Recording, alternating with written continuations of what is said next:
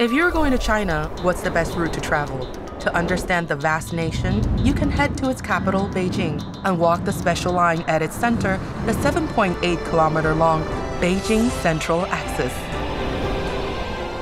Different chapters of Chinese history are laid out along this axis and arranged in incredible symmetry, reflecting China's cultural and spiritual essence.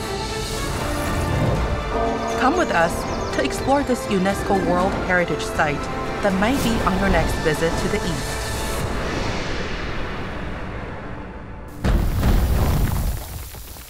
In the 13th century, in the reign of China's Mongol Emperor Kublai Khan and his Yuan dynasty, a 4-kilometer-long central axis took form in Beijing. In the 15th century, the third emperor of the Ming dynasty expanded the city to increase the axis by 1 kilometer. Then, when Beijing's new outer city was built 100 years later, the axis was lengthened again to its modern dimensions.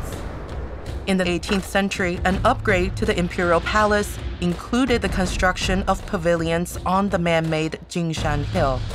Through over 700 years, generations of Chinese emperors collectively created the pinnacle of history that is now called the Beijing Central Axis. So what lies along this mysterious line? Let's take a look. Starting from its northern end, we find the iconic Bell Tower, and opposite it, the Drum Tower. They once kept time for the capital, and the square is now a favorite hangout for Beijing's longtime residents. Further down lies the Emperor's Back Garden, Jingshan Hill, with the best views of the Forbidden City. The Forbidden City, where generations of emperors resided, and ritual sites like the Imperial Ancestral Temple and the Altar of Land and Grain. Tiananmen Gate, which was the original entry gate to the Imperial City, and finally, Yongdingmen Gate at the end of the axis, standing for eternal stability. The Beijing Central Axis is a masterpiece of city planning because its attention to detail goes much deeper than you might notice at first glance.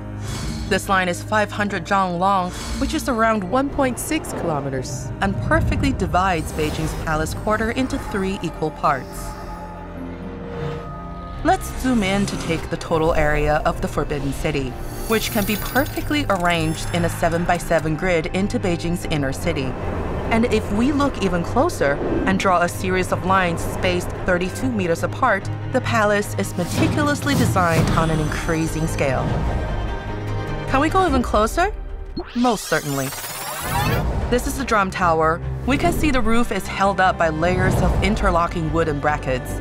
Its overall size is determined by the length of the doko, which comes in a variety of sizes, and dictates the importance of each building according to its placement along the central axis.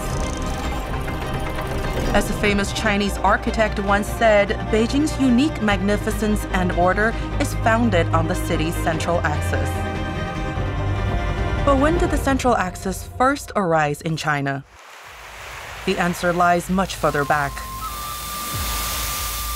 From the 5,000-year-old Nanzhou ruins to the 3,800-year-old Erlitou ruins, and by 2,000 years ago, an ancient text called the Rites of Zhou had already stipulated a central axis was vital to an orderly nation. Since then, the cities of Yecheng, Luoyang, Chang'an, Kaifeng, and other ancient capitals were all built with a central axis layout. China's capitals were founded on centrality and symmetry, reflecting a deep identity with the land they called Zhongguo. For Chinese people, the central axis is more than just a line in their capital, Beijing. It is an extraordinary collective creation of their motherland. The philosophies of bygone sages, the decisions of past emperors and nobles, and the ingenuity of master artisans of old, as well as the lives of millions of ordinary people, have all helped to give rise to today's Beijing Central Axis. As one scholar once said, there is no other nation as committed to a symmetrical central axis.